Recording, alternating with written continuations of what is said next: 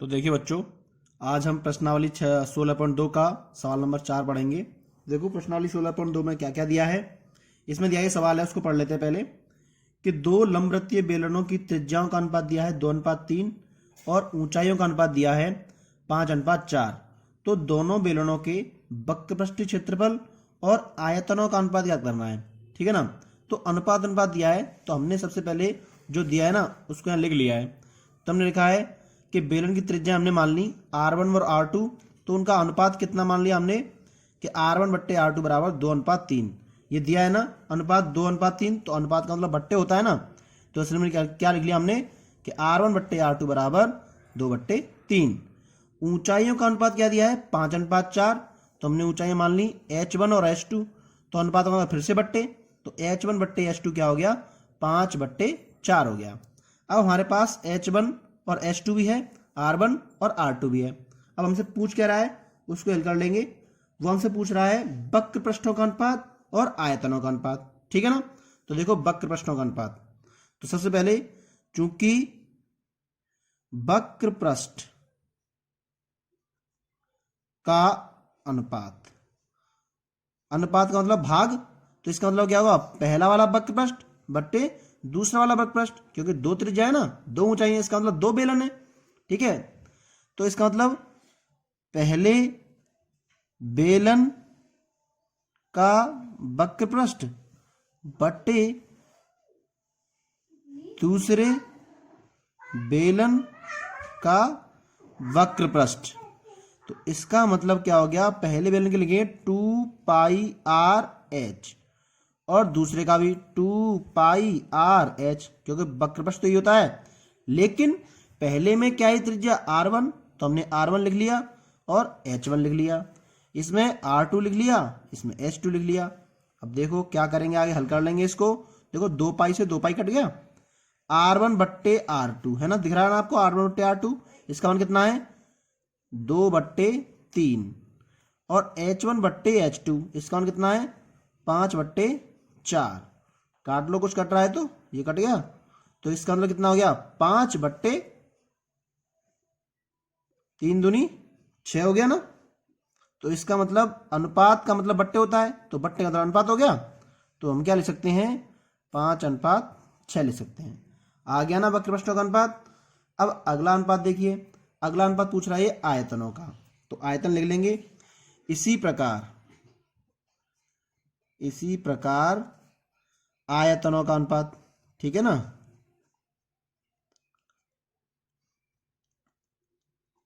इसमें क्या करेंगे पहले बेलन का आयतन बट्टे दूसरे बेलन का आयतन, तो हमने लिख दिया पहले बेलन का आयतन बट्टे दूसरे बेलन का आयतन।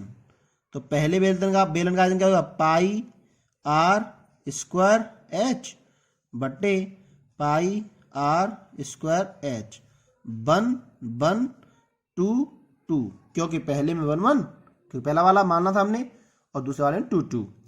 तो क्या हो गया देखो पाई से पाई कट गया, ये हमारे पास हो गया R1/R2। वर्ग लगा है तो वर्ग भी लिख देंगे, तो 2/3 का वर्ग गुणा H1/H2, तो इसका मतलब कितना है 5/4। तो हमने क्या किया वर्ग किया, तो 2 का वर्ग होता है 4, 3 का वर्ग 9, 5/4, तो 4 से तो 4 कट गया, क्या रह गया 5/9, और 5/9 का मतलब क्या है 5:9। तो आयतनों का अनुपात कितना हो गया 5:9 और वक्र पृष्ठ का अनुपात कितना हो गया 5:6। ठीक है ना। अगला सवाल देखिए, सवाल नंबर जो 5वां है वो क्या कह रहा है। सवाल नंबर 5वां हमसे कह रहा है, पढ़ लेते हैं इसको एक बार, कि एक ठोस बेलन का संपूर्ण पृष्ठीय क्षेत्रफल 462 सेंटीमीटर है वर्ग में, एवं इसका वक्र पृष्ठीय क्षेत्रफल संपूर्ण पृष्ठीय क्षेत्रफल का 1/3 है। तो बेलन का आयतन ज्ञात करो। तो क्या करते हैं, सबसे पहले हम मान लेते हैं जो चीज़ हमें नहीं दी गई है उसके बारे में। ठीक है। माना बेलन का, पहले तो मान लेते हैं ऊंचाई और त्रिज्या। माना बेलन की ऊंचाई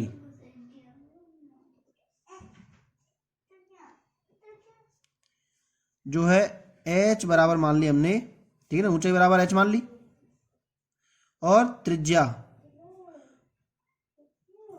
आधार की त्रिज्या बराबर r है, h और r मान लिया हमने, ठीक है ना। अब क्या दे रखा है, इसने दे रखा है वक्र पृष्ठीय क्षेत्रफल संपूर्ण पृष्ठीय क्षेत्रफल का 1/3 है। चूंकि प्रश्नानुसार हमें दे रखा है कि वक्र पृष्ठ कैसा है, संपूर्ण पृष्ठीय क्षेत्रफल का 1/3 है, तो हम क्या करेंगे, 1/3 कर देंगे, ठीक है ना। लेकिन 1/3 कौन है, ये वाला है ना, ये वाला, तो इसको तिहाई कर दो तभी तो बराबर होगा। तो हमने कर दिया 3 का गुणा इसमें, ठीक है। तो देखो 3 का गुणा, वक्र पृष्ठ का सूत्र क्या होता है, 2πr/h, और संपूर्ण पृष्ठ क्या होता है, 2πr और h + r, ठीक है। अब इसको हमने हल किया तो देखो क्या होता है, 2π से 2π कट गया, r से r कट गया, हमारे पास हो गया 3h बराबर h + r, h को इधर ले जाओ घट जाएगा, 2h रह जाएगा बराबर r। तो देखो एक समीकरण हमें यहाँ से प्राप्त हो जाता है। अब देखो हमें क्या दिया है, संपूर्ण पृष्ठीय क्षेत्रफल दे रखा है, परंतु हमें तो दे रखा है संपूर्ण पृष्ठीय क्षेत्रफल बराबर कितना है, 462 है। तो देखो इसका सूत्र लगा दो, 2πr h + r बराबर 462। तो हमने इसको यहाँ पर हल किया तो देखो 2πr का मान कितना रखना है, 2h, तो हम ये रख देंगे यहाँ पे 2h और h + 2h, ठीक है, बराबर 462। तो देखो हल किया हमने तो ये हो गया 2 गुणा 22/7 पाई का मान गुणा 2 गुणा ये h और ये h + 2h कितने हो गए, 3h बराबर 462। अब हम क्या करेंगे, h का मान निकालना है तो सबको उधर भेज देंगे। तो हमारे पास हो गया h बराबर 462 गुणा 7 बट्टे में ये सब आ जाएंगे यहाँ पे, ठीक है ना। क्या क्या बच रहा है बट्टे में, हमारे पास बट्टे में जो जो बच रहा है ना सब कुछ लिख लो यहाँ पे। तो बट्टे में हमारे पास बच रहा है 2, 22, 2 और 3, 2, 22, 2 और 3, ठीक है। तो क्या किया हमने, काट लो, तो 22 दूनी 44, कितना बचा 2 और 22 एकम 22, फिर 3 से काटा, 3 सत्ते 21, ठीक है। एच का गुणा को यहाँ पे स्क्वायर लग गया था बेटा, तो ये कितना हो गया 3 सत्ते 21। तो हमारे पास नीचे बचा 4, ऊपर बचा 7 सत्ते 49। तो हमारे पास जो संख्या होगी ना ऊपर वो लिख लेंगे। हमारे पास जो संख्या है वो क्या है, h² बराबर 7 सत्ते 49/4, वर्ग को उधर भेजेंगे, वर्गमूल लगेगा, तो h बराबर 7/2। तो h का मान हमारे पास 7/2 आ गया, ठीक है। अब क्या करेंगे, यहां पर मान रखेंगे समीकरण 1 में, समीकरण 1 तो 2 × h यानी कि 7/2 बराबर r, 2 से 2 कटा, तो r बराबर कितना आ गया, 7 आ गया, ठीक है। जब r का मान हमें ज्ञात हो गया, अब जो कुछ ही पूछा सब कुछ ज्ञात कर लेंगे। उसने पूछा बेलन का आयतन, तो देखिए बेलन का आयतन, अतः बेलन का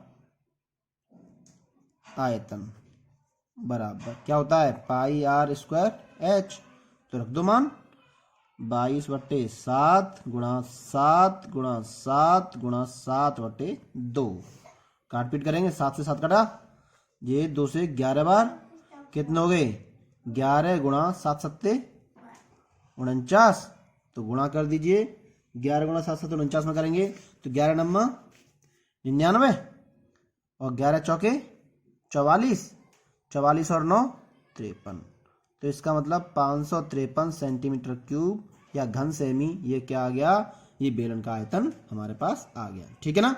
इसके बाद सवाल नंबर 6 देखिए। क्वेश्चन नंबर 6 क्या कह रहा है?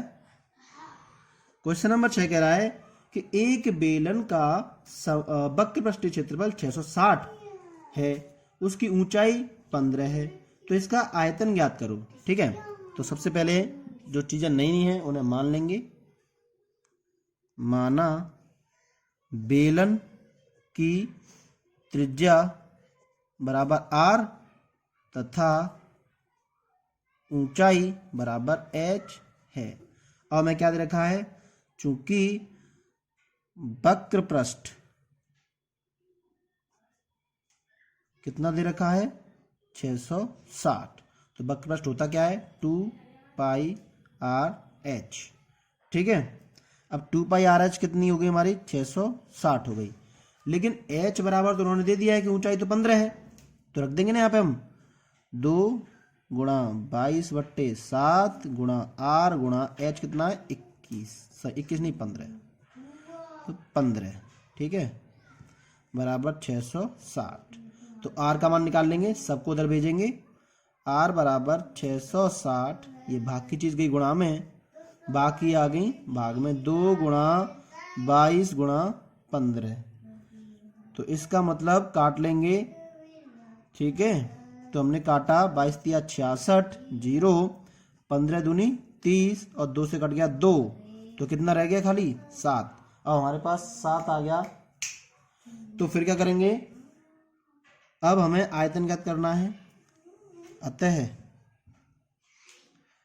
आयतन बराबर क्या होता है, पाई आर स्क्वायर एच, मान रख दो 22/7, आर का मान 7 गुणा 7 और एच का मान कितना है, 15।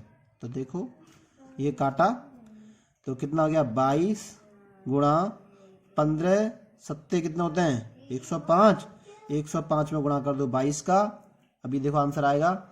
तो हमने गुणा किया 22 पंजे 110।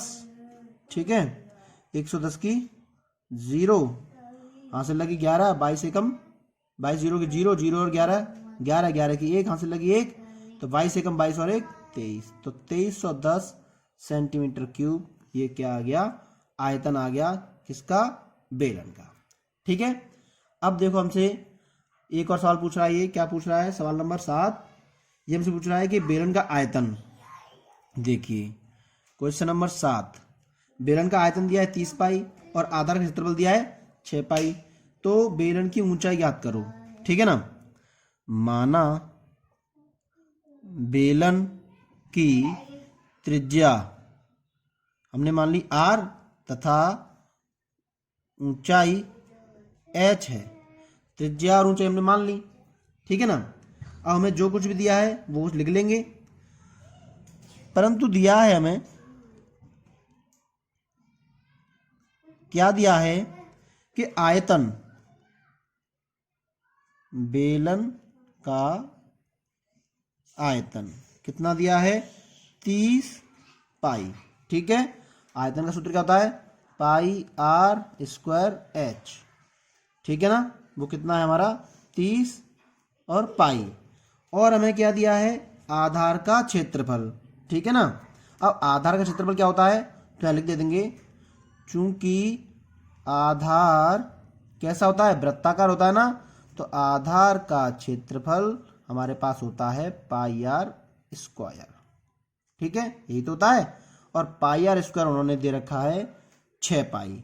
ठीक है ना, तो हम इसका मान क्या रख देंगे, 6 पाई गुणा h, यानी कि 30 पाई। अब h का मान निकालना है तो इसको इधर भेज दो, h बराबर 30 पाई बटे 6 पाई, पाई से पाई कट गया, ये कट गया कितनी बार, 5 बार, तो इसका मतलब बेलन की ऊंचाई कितनी आ गई, 5 आ गई। ठीक है ना, सेंटीमीटर।